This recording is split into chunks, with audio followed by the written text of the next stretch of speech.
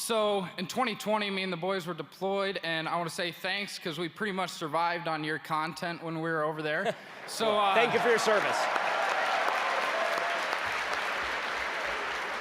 So while over there, I was elected as county supervisor, and one of my goals in this elected position is to bridge the gap between the older generation of conservatives that aren't as focused on some of the social issues, you know, like you said, only focused on taxes and things like that. So what advice do you have? How do we bridge the gap between young conservatives like myself and the older conservatives so we can work together and win in 2024, win in 2022? Yeah. So what advice do you have? So, I mean, I think that the sort of establishmentarian conservatives who are very concerned with tax rates, they're going to vote for Republicans anyway, but that's not where the fire is, and that's not where the fire ought to be, because the right, broadly speaking, is always in reaction to the left. The left's central focus right now is on the cultural shift. And if folks who are older don't understand that, then that's probably because they're not operating in the same media that we are.